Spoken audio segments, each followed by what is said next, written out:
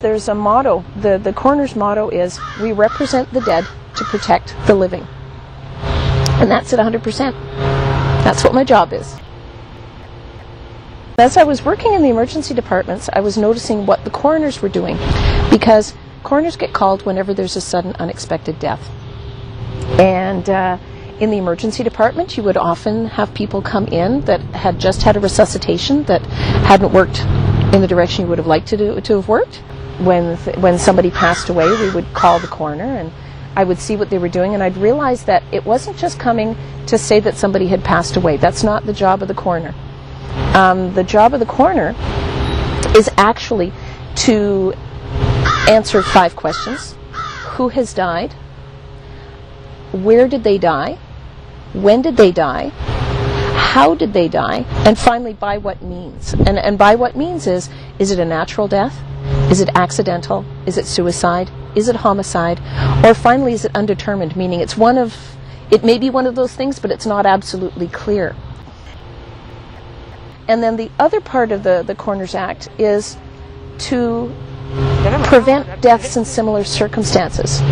So if you see somebody who dies due to an accident, and you say, gosh, if this, that, and that had been in place, they may not have died of that accident. That accident may have been prevented.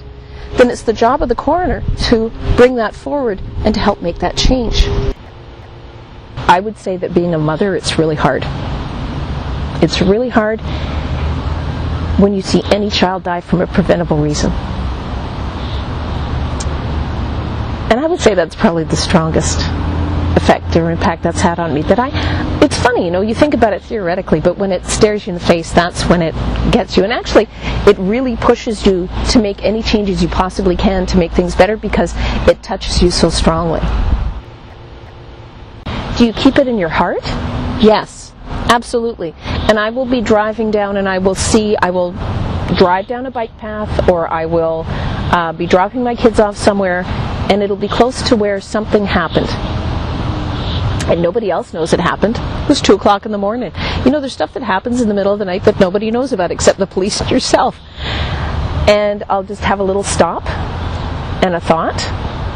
And yes, it all stays with you. To a certain extent, it stays with you, and it changes how you view things. Life is precious, and it's important to tell people that you love them. That's what you bring home. You bring home that life is precious, and you know what? The other thing is, there are a lot of really good people out there. You get called to all these horrible things that happened, right? But then you get called to a place where a person probably would have been in a long-term care facility long ago. Except that, gosh, their neighbors are all helping them, their families all helping them, they're making this extraordinary effort to allow this person who's always been independent all their life to live in their own home. And you get called because they've passed away in their own home. And you know what? Everybody's happy because it's exactly the way that person wanted it to be.